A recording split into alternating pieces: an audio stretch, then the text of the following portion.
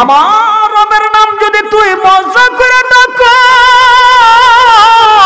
আমি তোর রাখাল হয়ে যাবে। একটু মজা করে আমার মালিককে ডাকতে আবার মজা করে ডাকে। ইব্রাহিম কয় আমার তৃপ্তি মিটে নাই। মোমেন ডাক দেখো মাওলা গো সব তো তোমার দেওয়া, আমি কোনটা তোমার অস্বীকার করব? আমি তোমার কোনটা অস্বীকার করব? মাথার চুল এগুলি তোমার দান, পা থেকে সব কিছু এগুলি তোমার দান। আমি ডানে যা তাকাই সব তোমার দান, আমি বামে যা তাকাই সব তোমার দান, আমি সারা পৃথিবীর দিকে নজর যেদিকে যায় সব তোমার দান। একটু জবান কইলা মোহাব্বতে জোরে কোন এই কুল কায়নাতের আসল মালিক কে? तू मुझे आसमां दिया और तू मुझे रास्ता दिया, तू मुझे आसमां दिया और तू मुझे रास्ता दिया, नेमतों से भर दिया और सबसे बेहतर कर दिया, नेमतों से भर दिया और सबसे बेहतर कर दिया, मेरे सर से पांव तक तेरे सनात कर दिया, देखने को आंख देकर भूलने को लब दिया, देखने को आंख देकर भूलने को लब दिया। अल्लाहु अकबर, आरे जोरे अल्लाहु अकबर।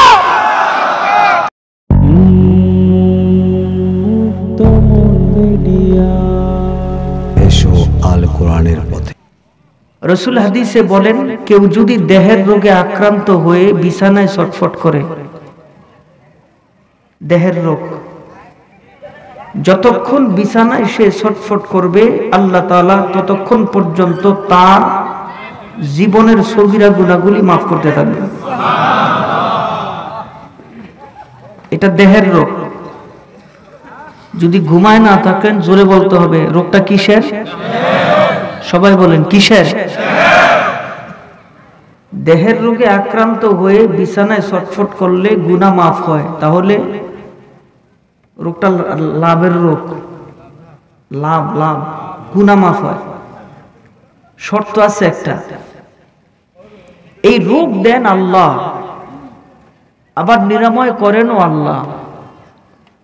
এই পৃথিবীতে যা কিছু দেখেন রবের ইশারা ছাড়া কোনো কিছুই হয় না। একটু জোরে বলেন ইশারা কার? আর একটু জোরে ইশারা কার? একটু যদি জমিনে দেয়, একটু জমিন একটুখানি নাড়াচাড়া যদি দেয় কিচ্ছু থাকে না।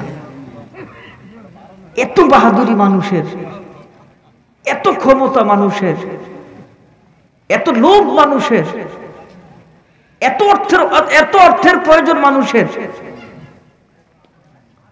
একটু সামান্য নাড়াচাড়া দিলে সব শেষ। ঠিক কিনা?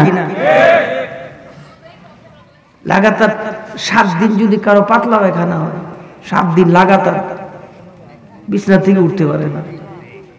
একদিনই তো কাবু হয়ে যায়, লাগাতার 7 দিন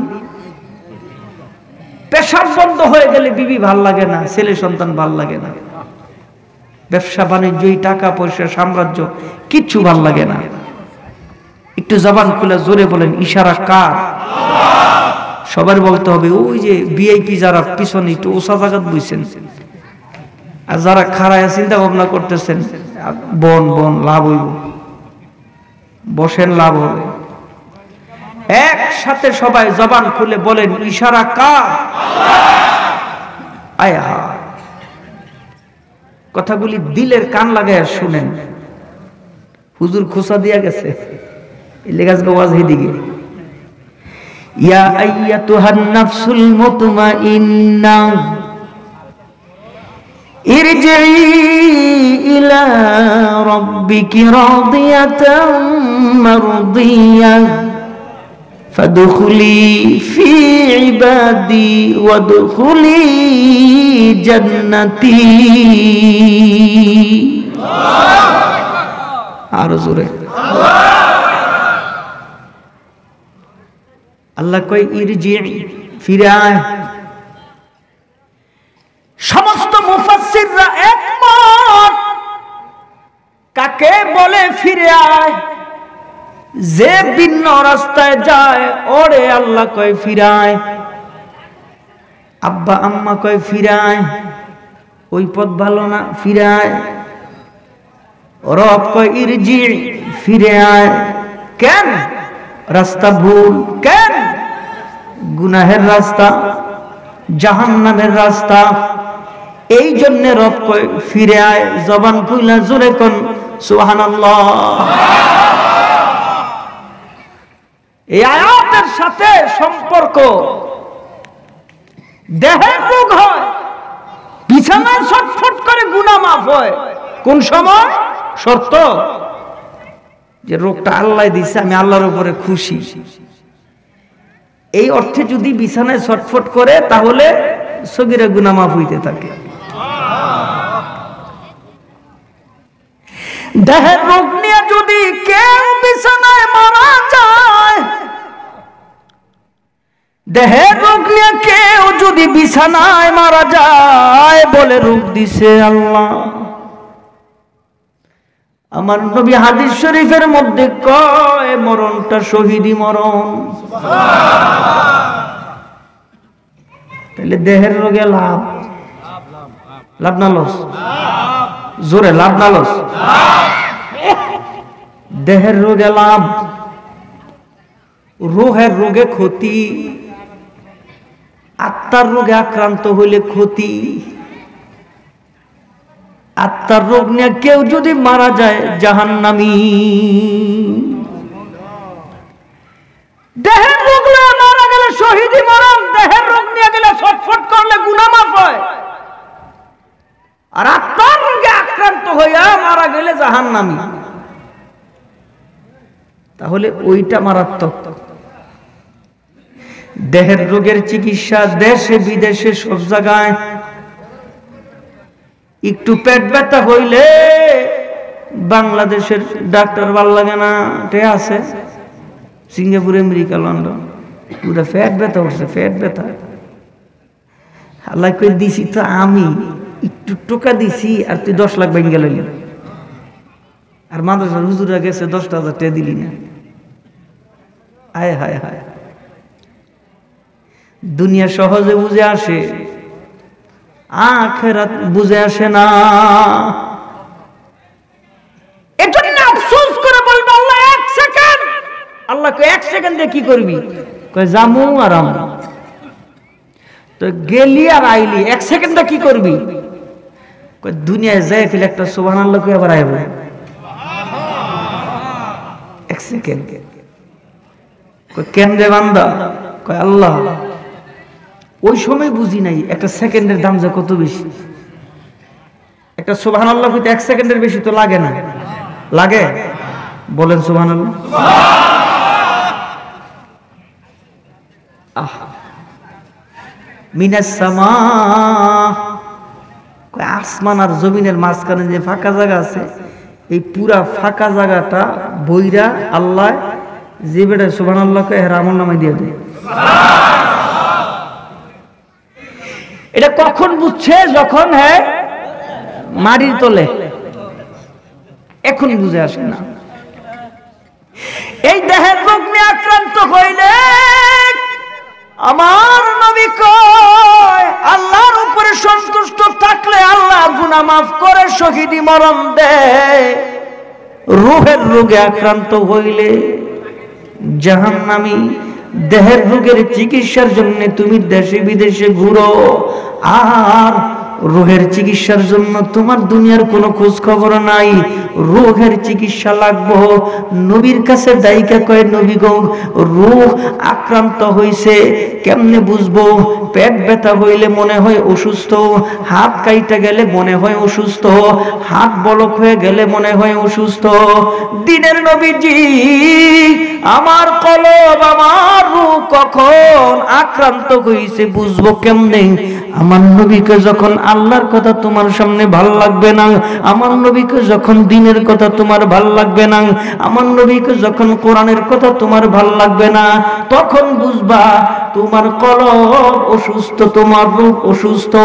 ওই যে তাকায় তাকায় দেখেন না রূহ কত পরিষ্কার, আত্মা কত কত পরিষ্কার। ছাগলের পাল নিয়ে পয়গম্বর ইব্রাহিম তাকায় তাকায় দেখে একজন মানুষ পাহাড়ের কোনায় মজা করে আল্লাহরে ডাকে, এমন সাত করে আল্লাহরে ডাকে, এমন মজা করে আল্লাহরে ডাকে। ইব্রাহিমের কানের মধ্যে যায়, দৌড়ায় লোকটার কাছে গিয়া কয়, ভাই এমন মজা করে তুমি আমার আল্লাহরে ডাকো, আরেকবার একটু ডাকো না, আমার ভাল লাগে। ডাক দিয়া কয়, ইব্রাহিম আমি আমার মাওলারে ডাকি, মজা আমি পাই, তুমি শুই না মজা পাও কেন? এবার ইব্রাহিম ডাক দিয়া কয়, তিনি যে আমার মাওলা, তিনি যে আমার মালিক, এই কারণে নাম শুনলে আমারও মজা লাগে। এমন মজা কইরা আমি কাউরে ডাকতে দেখি না, আর একবার একটু মজা কইরা কম। এবার প্রত্যেক ডাক দিয়া কয়, ইব্রাহিম আমি যদি আমার মাওলারে মজা করে ডাকি, বিনিময়ে তুমি কি দিবা? ইব্রাহিম আলাইহিস সালাতু ওয়াস সালাম যাইকা কয়, তুমি যদি মজা কইরা আমার আল্লাহরে ডাকো, আমার ছাগলের পাল থেকে একটা ছাগল তোমারে দিয়া দিব। এই কথা বলবার পরে আবার মজা করে আল্লাহরে ডাকে, ছাগলের পাল থেকে একটা দিয়া দিছেন। ইব্রাহিমের তৃপ্তি মিটে না। আরে কলব জাগো পরিষ্কার। আল্লাহ যারা জিকির করতে করতে 2-3 ঘন্টা কোন দিক দিয়ে পার হয়ে যায় খবর নাই, ঠিক কি না? কোরআন তেলাওয়াত শুনতে শুনতে পড়তে পড়তে কখন যে চলে যায় খোঁজ খবর থাকে না। আর আমগো দেশের ফলাবেন খুঁজে সূরা তারাবি কই, সূরা তারাবি কই। আবার ইমাম সাহেব চুক্তি করে, কয় মিনিটে পড়লে তোরা নামাজ শুনবি? কয় মিনিটে? 20 রাকাত নামাজ, এমন তো একটু সময় লাগে। হ্যাঁ, এরা খুঁজে খুব তাড়াতাড়ি নামাজ। আল্লাহ আল্লাহ, হ্যাঁ হ্যাঁ, হায় হায় হায় রে।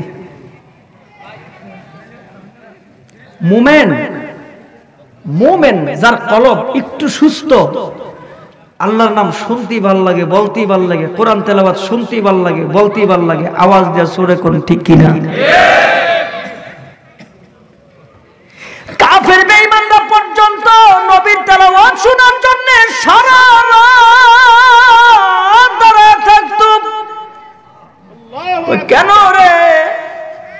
ওয়ারাতিলিল কুরআন তারতিলা।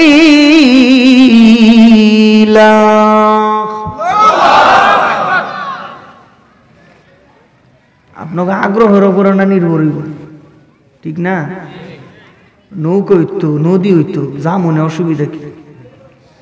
আপনার আগ্রহের উপরে নির্ভর করব।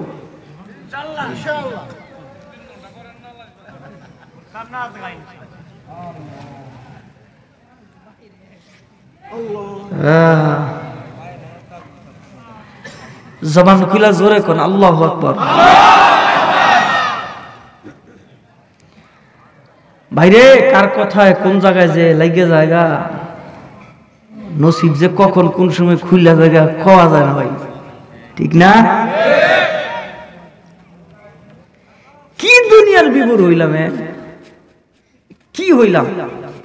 আর এটা তো স্বপ্নের মতন। স্বপ্নে রসগোল্লা এমন মজা লাগে, ঘুমটা ভাঙ্গা গেলে গিয়ে শেষ, মজাটা থাকে।